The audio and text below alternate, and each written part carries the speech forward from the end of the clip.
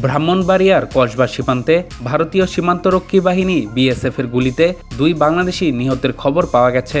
শনিবার সকালে border guard Bangladesh বিজিবির পাঠানো এক সংবাদ বিজ্ঞপ্তিতে এ তথ্য জানানো হয়। নিহত মোহাম্মদ মুরসালিন কসবা উপজেলার ধজনগড় গ্রামের মোহাম্মদ হিফজু মিয়ার ছেলে। তিনি স্থানীয় শাহ আলম ডিগ্রি কলেজের শিক্ষার্থী। নিহত অন্যজনের নাম জানা যায়নি।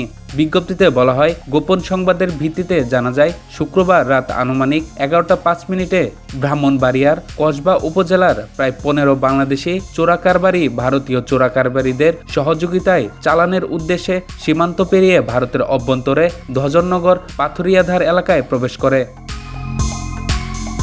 পরে ভারত থেকে চালানি মালামাল নিয়ে ফেরার সময় বিএসএফের 49 ব্যাটালিয়নের পাথুরিয়াধার ক্যাম্পের টহল দল তাদের বাধা দেয়। এই সময় বিএসএফ সদস্যদের সঙ্গে বাংলাদেশি চোরাকারবারিদের ধস্তাধস্তি ও হাতাহাতির ঘটনা ঘটে।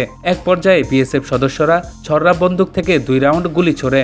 এতে মুরসালিন গুরুতর আহত হন। পরে ভারতের হাসপাতালে নেওয়ার পর তার মৃত্যু হয়। এছাড়া গুলিতে আহত অন্য একজনও একই হাসপাতালে মারা গেছেন। বিজিবি জানায় আহত 2 জনকে ভারতের একটি হাসপাতালে নেওয়া হলে চিকিৎসাধীন তাদের মৃত্যু হয় বলে বিএসএফ কর্তৃপক্ষ নিশ্চিত করেছে।